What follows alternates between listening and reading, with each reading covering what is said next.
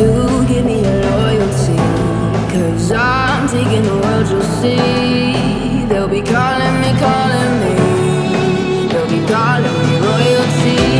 Best to give me your loyalty, 'cause I'm taking the world, you'll see. They'll be calling me, calling me. They'll be calling me royalty.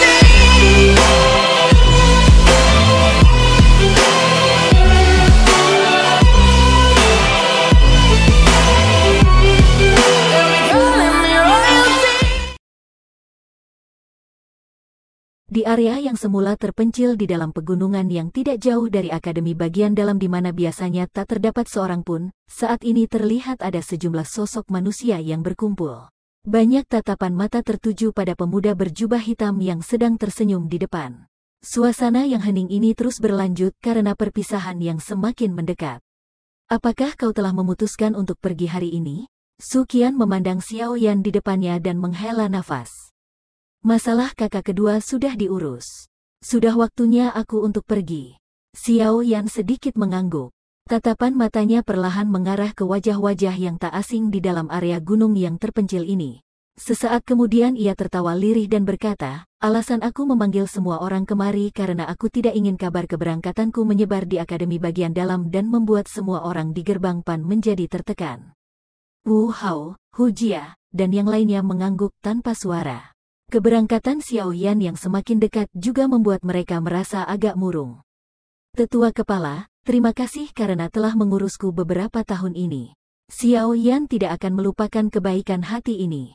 Xiao Yan sekali lagi membungkuk memberi hormat kepada Su Qian dan berbicara dengan tulus. Su Qian tersenyum dan mengangguk. Ia seketika menepuk pundak Xiao Yan.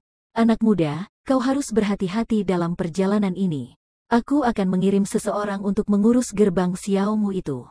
Kau pasti akan bisa melihat gerbang Xiao yang sempurna ketika kau kembali nanti. Xiao Yan sedikit mengangguk. Ia melangkah 2 kali ke belakang, mengepalkan tangannya menuju semua orang dan berkata dengan suara yang serius. Semuanya, Xiao Yan tak akan melupakan ikatan kita yang terbentuk dari tinggal bersama selama 3 tahun. Selama Xiao Yan masih hidup, siapapun bisa datang mencariku di Kekaisaran Jiama jika membutuhkan bantuan di masa depan. Kata-kata Xiao Yan yang memancarkan sedikit sifat daerah pelosok hitam membuat semua orang menjadi senang. Suasana murung karena perpisahan yang ada juga telah menjadi sedikit lebih rileks. Xiao Yan, kita akan pergi ke Kekaisaran Jiama untuk mencarimu setelah Hu Jia dan aku berhasil mendobrak ke kelas Do Wang. Kita akan datang dan membantumu saat itu. Senyum hangat dan lembut terungkap di wajah Wu Hao saat ia berbicara. Xiao Yan pasti akan minum dengan kalian semua untuk meminta maaf karena harus pergi dengan tergesa-gesa hari ini. Xiao Yan tertawa keras. Bisakah kita pergi sekarang? Suara dingin terpancar dari sebuah puncak pohon. Semua orang mendongak dan hati mereka memuji ketika mereka melihat wajah sempurna dan mempesona Medusa yang dingin dan mereka pun bergegas berpaling. Wanita ini bahkan ditakuti oleh seorang ahli seperti Su Qian, apalagi semua orang lainnya. Xiao Yan tersenyum dan tidak terus menunda-nunda setelah mendengar desakan Medusa. Ia mengepalkan tangannya memberi hormat ke arah semua orang dan berbicara dengan tawa yang jernih. Semuanya, selamat tinggal. Kita akan berpisah di sini. Mari bertemu lagi di masa depan. Xiao Yan menoleh ke arah Lin Yan, Lin Xiuya, Liu Qing, dan Ziyan di samping dan melambaikan tangannya saat ia berbicara. Ayo pergi. Mereka berempat sedikit menganggukkan kepala mereka ketika mendengar suara Xiao Yan. Kemudian, mereka seketika mengepalkan tangan memberi hormat kepada semua orang dan sayap doki mereka berangsur-angsur muncul di punggungnya.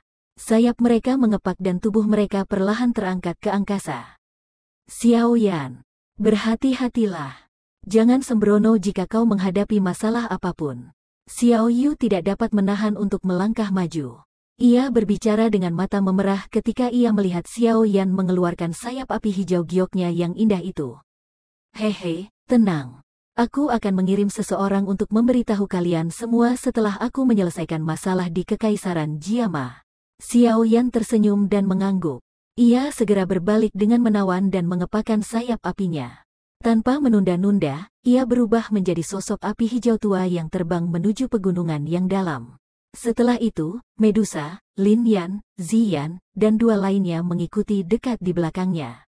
Semua orang memandang sosok-sosok manusia itu lambat laun menghilang dari pandangan mereka dan pada akhirnya berpaling sesaat kemudian. Mereka menghela nafas lirih.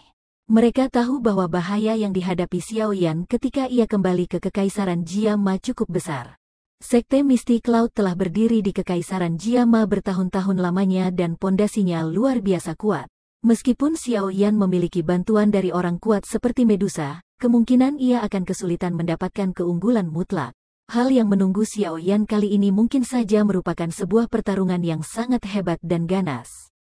Kemenangan atau kekalahan, semuanya bergantung pada Xiao Yan saja. Tetua kepala, bisakah Xiao Yan berhasil kali ini? Hu Jia berpaling dan mendadak bertanya dengan suara yang lirih. Ketika mendengar hal ini, semua orang memandang Suqian yang berdiri dengan kedua tangan di belakang punggungnya. Sulit untuk dikatakan. Suqian menghela nafas. Kekaisaran Jiama tidak menyukai orang asing. Karena itu, ini menyebabkan seluruh kekaisaran hanya memiliki satu faksi tunggal seperti Sekte Misty Cloud. Karena sejarah panjang sekte itu, mereka dapat dianggap cukup bagus, bahkan ketika dibandingkan dengan seluruh bagian barat daya benua ini.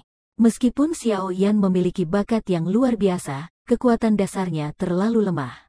Ia mungkin telah mengumpulkan cukup banyak orang kali ini, tetapi masih saja tidak diketahui siapa yang akan kalah nantinya. Raut wajah Wu Hao dan yang lain menjadi agak muram ketika mereka mendengar Suqian berbicara seperti ini. Namun mereka pun tahu sekhawatir apapun mereka terhadap Xiao Yan, hal itu tak berdampak. Meskipun mereka mengikuti Xiao Yan ke Kekaisaran Jiama, kemungkinan besar mereka hanya akan menjadi beban pada akhirnya. Baiklah, kalian semua tidak perlu khawatir. Kita akhirnya akan tahu apakah ia gagal atau berhasil di masa depan. Jika Xiao Yan sungguh menghancurkan Sekte Misty Cloud, kemungkinan namanya akan menyebar di seluruh bagian barat daya benua ini. Suqian tertawa pelan. Ia seketika berbalik dan perlahan berjalan menuju akademi bagian dalam. Di belakangnya, Wu Hao dan yang lainnya saling menatap satu sama lain sebelum mengikuti dengan tampang yang muram. Anak muda, kali ini, antara kau akan berhasil atau membayar harganya. Kau harus bergantung pada dirimu sendiri untuk semuanya. Semoga saja, kabar baikmu akan menyebar kemari dalam waktu singkat. Langkah kaki Suqian terhenti tepat ketika ia hendak memasuki hutan. Ia kembali berbalik, memandang ke arah di mana Xiao Yan telah menghilang dan ia pun menghela nafas di dalam hatinya. Terdapat sosok-sosok manusia yang bergerak di sebuah puncak gunung, tidak jauh dari kota Feng di dalam daerah pelosok hitam, sesekali suara raungan binatang buas akan terdengar. Ketua kedua, pasukan dari gerbang Xiao telah dikumpulkan. Dengan pasukan dan juga para ahli yang telah kita kumpulkan dalam kurun waktu ini, dan juga kita tiga bersaudara, kita secara keseluruhan memiliki 8 dowang elit, kebanyakan sisanya adalah dowling ahli yang telah kita pilih secara ketat menurut persyaratan yang ada. Tidak hanya mereka tidak takut mati, tetapi sebagian besar dari mereka berada di puncak kelas dowling. Seorang pria kekar berbicara dengan suara yang dalam kepada pria yang sedang berdiri di tepi puncak gunung. Pria itu perlahan berpaling ketika ia mendengar kata-kata pria kekar itu. Dari sikap dingin dan tegasnya, itu jelas adalah Xiao Li yang sedang mengumpulkan para ahli dari kota Feng. Ia melirik pria kekar tadi, sebelum menganggukkan kepala dan berkata, kerja yang bagus. Mata Xiao Li berpaling menuju lereng puncak gunung setelah mengatakan kata-kata itu. Terdapat lebih dari 100 sosok hitam berdiri di sana tanpa bersuara. Di depan sosok-sosok hitam ini, ada 7 sosok manusia dengan ukuran tubuh tinggi dan lebar yang berbeda-beda, dengan merasakan aura kuat yang secara samar merembes keluar dari tubuh mereka. 7 orang ini semuanya ternyata adalah para orang di kelas Dowang. Meskipun banyak orang berkumpul di lereng gunung itu, tempat itu sunyi senyap, hawa menekan yang samar menyelimuti di sekitar mereka, bahkan, raungan-raungan binatang buas yang terpancar dari hutan diam-diam menjadi jauh lebih lemah. Apakah ada kabar dari Sekte Langit Gelap, Gerbang Lousa, dan Geng Singa Liar? Mengapa mereka belum tiba? Xiao Li berpaling dari sosok-sosok hitam itu saat ia tiba-tiba mengerutkan dahi dan berkata. Yao besar hendak menjawab setelah mendengar ini, tetapi tawa seorang wanita tiba-tiba terdengar di langit. Hei, adik kecil Xiao sungguh gelisah. Kita setidaknya akan membutuhkan beberapa bulan dalam perjalanan keluar dari daerah pelosok hitam ini. Jika kita tidak bersiap dengan benar, tidakkah rumah lama kita akan dirampas oleh orang lain? Sebuah gelombang angin kencang besar dengan cepat tiba setelah tawa itu terdengar. Lebih dari 10 binatang buas terbang, melayang mendekat dari langit di kejauhan. Dalam beberapa kedipan mata, binatang-binatang buas terbang itu berhenti di puncak gunung ini dan banyak sosok manusia bergegas turun. Akhirnya mereka semua berhamburan ke atas pepohonan di sekitar. Sekilas, ada setidaknya 100 orang yang datang. Masing-masing dari mereka memiliki aura yang luar biasa. Jelas, mereka semua cukup kuat. 3 aura yang sangat kuat akhirnya bergegas turun seiring kepakan sayap Doki setelah banyak sosok hitam bergegas turun. Akhirnya mereka tergantung di udara di atas puncak gunung. Tatapan mata mereka menyapu barisan di belakang Xiao Li dan keterkejutan melesat di mata mereka. Mereka tersenyum dan berkata, "Adik kecil Xiao sungguh hebat. Tak terduga bahwa kau ternyata mampu mengumpulkan begitu banyak ahli hanya dalam waktu 1 bulan. Sungguh membuat iri." Xiao Li tersenyum dan berbicara dengan agak cuek. Dengan status saudara ketigaku sebagai seorang ahli kimia tingkat 6, seharusnya tidak mengejutkan bahwa ia memiliki kemampuan mengumpulkan orang seperti ini. Mata Tai Wu dan 2 orang lainnya berkedip ketika mereka mendengar hal ini.